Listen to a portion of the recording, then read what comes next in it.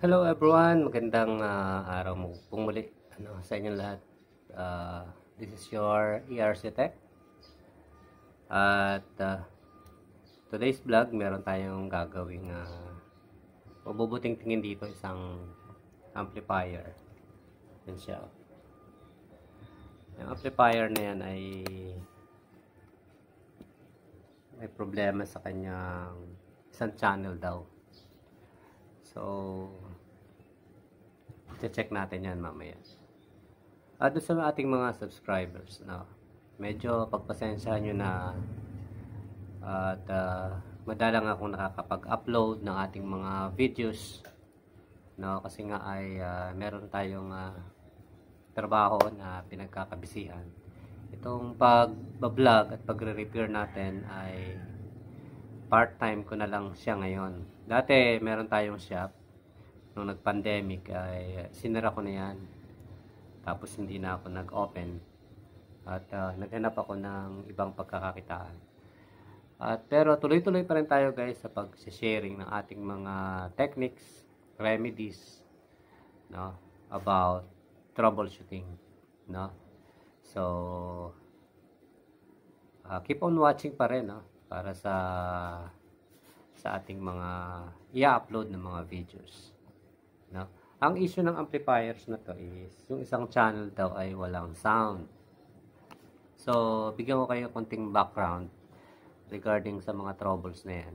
Ang ganyan troubles ay hindi mo directly na masasabi na sa main power amp kagad.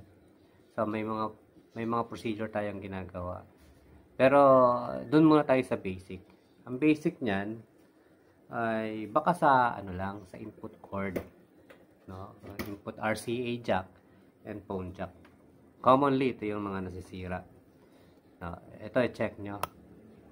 Gamit lang kayo ng continuity. Yung bandang ilalim ito ground, dito ang ground, ito ang ground. Saka yung dulot-dulo niyan, ito yung left and right. Gamit lang kayo ng continuity. Ngayon pag na-check nyo is good. So, ibig sabihin ay sa amplifier na may problema. Ngayon, saan sa amplifier? Pwede ito guys sa sa kanyang input. Kasi meron tong input module dyan. Baka dyan sa kanyang preamp, no? Pangalawa ay baka dito sa may control, preamp control niya. Ano ba yung sa preamp control? Baka doon sa may tone control niya, bass, treble, and master volume, no? So commonly yan dyan. Pag na-check nyo dyan at wala pa rin, pwede na kayong mag-proceed dito sa final amp. Yan yung mga basic na dapat nyo check sa ganitong mga troubles na amplifier, no? Kung ang issue ay no sound doon sa isang channel. Kasi kung both channel ay walang sounds, meaning sa main amplifier may problema. Kasi ito, nagre-relay naman siya, no? Yung contact relay, speaker relay niya ay nagko-contact naman. That means parang yan ay sign na good na yung side ng pinaka main power amplifier kung yung relay ay lumalagitik. Otherwise, na may mga cases naman na lumalagitik nga pero ang problem pa rin ay nasa main. So ngayon, i-check natin paano to o paano natin hahanapin yan. So basically, meron akong DIY dito Ito, kung naalala nyo yung ginawa natin ng vlog na to. DIY signal tracer. Ito ay lumang radio receiver. So, kinonvert na lang natin sa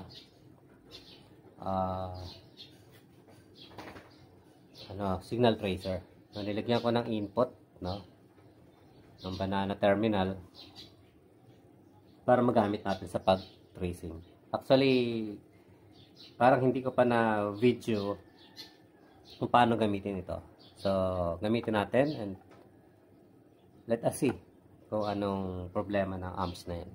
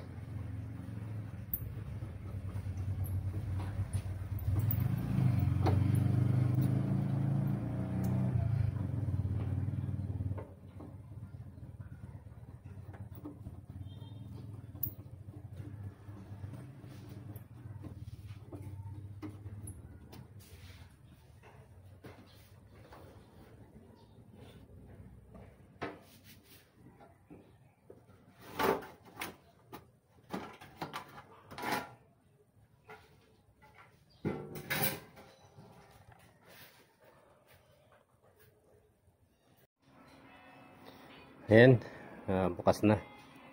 So, kinabitan ko na ng monitor. Yung ating analog, no? Left and right. Then, pa-power na rin yan. So, i-volume lang natin. Ayan, max. Tapos, i-touch natin tong input. Ayan, oh. Pansin niya. Kasi lang natin, parang malabo yung camera. Kaya medyo maayos na yung ating camera. So, i-test natin yan. Ayan, pansin nyo, yung isang channel. Tapos itong bandang gitna na to, pag tinatouch ko, wala. Wala, oh. So, balik rin natin. Yung white, lagay natin sa red. At yung red, lagay natin sa white. No? Ito isa sa mga basic para ma-test nyo yung chord kung working. Ngayon, ay tatouch natin ngayon ay yung taas. Kanina gumagalaw yan. Ngayon hindi na. Pinaligtad na kasi natin input. Yung gitna naman, ayan o. Magana, no? So, ibig sabihin good yung ating chord. Na-check natin dito. Gamit tayo ng ating signal tracer. Pero dagdag ko nga pala doon sa sinabi ko kanina, bukod doon sa mga nasabi nating mga dapat nyo i-check, itong input module na to, itong preamp nya, tsaka yung main, nakalimutan natin itong rotary switch, no? Minsan dito sa selector ng ating input nagkakaroon ng problema. So, isa yan sa mga dapat nyong i-consider, no? So, from now on, check natin yung input nito kung merong signal na pumapasok. Okay, kinabit na natin yung ating signal tracer. Yung negative nito, connect natin sa ground. Ayan, no? Connect natin sa ground. Tapos ito yung ipang tatouch natin. Check natin yung input, no? Ito yung input.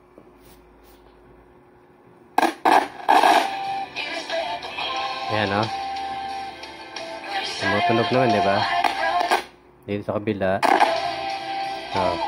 Left and right na yung input meron. Nakita nyo ba? Ulit natin. Ito. Ito isa.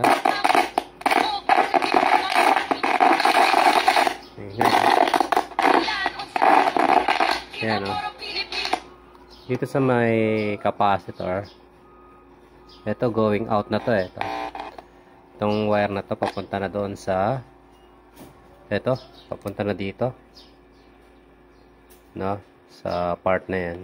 Dito sa may capacitor, so good, no, dito so meron din Ngayon, ibig sabihin dito, working siya sa part na yan. Na, dito tayo. Dito sa part na ito. Na, dito sa wire na to. Check natin. Meron, no? Naririnig nyo. Dito sa kabilang channel. Ayan, meron. So, hanggang dito may signal na tayo. Ito, meron tayong dalawang capacitor. No? Itong dalawang capacitor na ito, output ng volume. Check natin.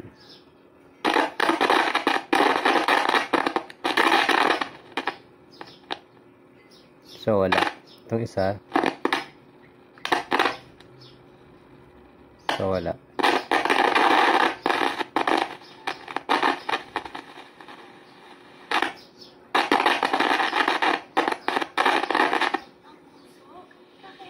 Ay, meron, no? Meron siya.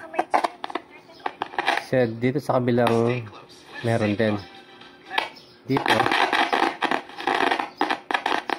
Napakahina niya, no? So, naka-max na yan.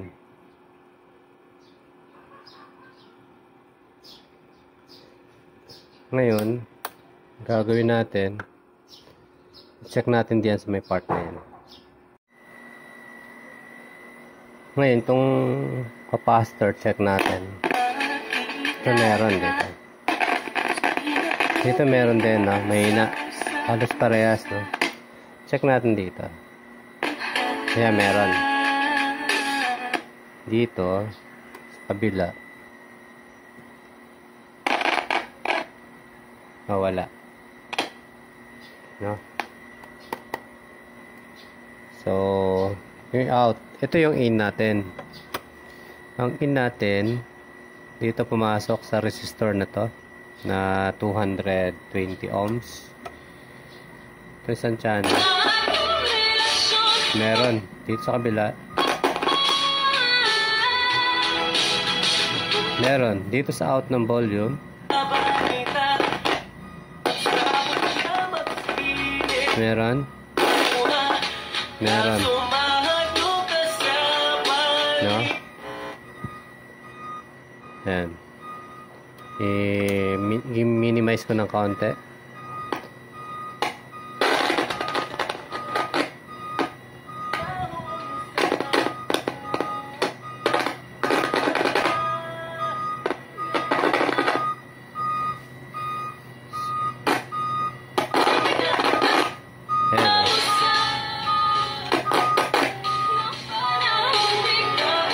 So, meron dyan. Dito meron sa input. Itong out niya. So, mahina. Dito. Sa out ng resistor. Ayan. Dito sa out na capacitor. Meron dito.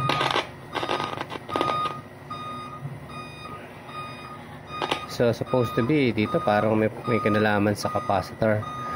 No, pero pag ina-adjust natin tong volume, pansin nyo yan pansin nyo tumataas yung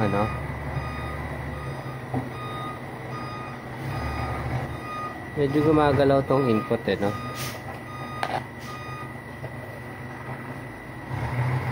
Kanina yan parang may naglulus din sa potensya.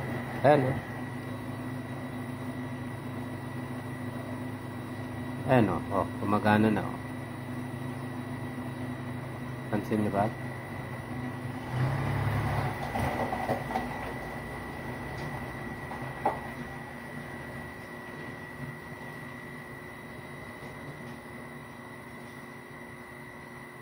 Pagka pinipihit-pihit natin.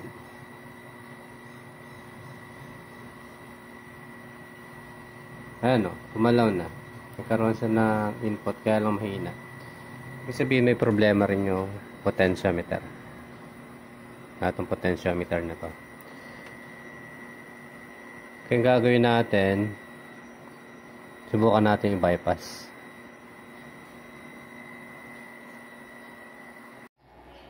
So, ayun na nga, no? After checking natin yan, dito sa may potentiometer may problema. So, kung itatouch ko to, pansin nyo, tatouch ko ganyan, ha? Pansin nyo, ayan, no? Ating sun channel, no? Magana. Kung ililipat ko naman dito sa input dito, ayan, no? Yung kabila, ayaw pa rin. No? So, ibig sabihin, hindi nakatatawi dito sa potentiometer. Dito sa out ng potensyo, ayan na meron, no? No? Itong out na to. Yung kabila, ito. Hindi ako makina sa babang nila. Ito, ayan, no? Meron siya, oh. No? Oh, yung kabilang channel, ito, ayan. Yung kabila, ito naman. Ayan. So, ibig sabihin, dito lang may problema sa potensyo. So, papalitan natin ng potensyo yun.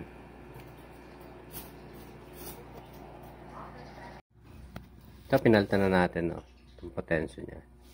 8 pins. 100K. So, ito na siya. Yung bagong potensyo niya. Ngayon, i-test natin. Monitor pa rin natin itong ating dalawang tester. Check natin itong input. Ito. Ito kanina, yung input na ano, gumagalaw to. Ayan, o. Ito yung normal, eh. Tapos yung kabila, yan ang ayaw. Ngayon, ayan na siya, o. So, good na. Left and right na. Ayan, good na. So, meaning, yung potensyo ang may problema. Ito, common problem to sa mga amplifier na yan. So, tatakpan ko na to. I hope na kahit ito ay basic, pero importante ito sa mga beginners. Once again, this is your ERC Tech. Bye for now.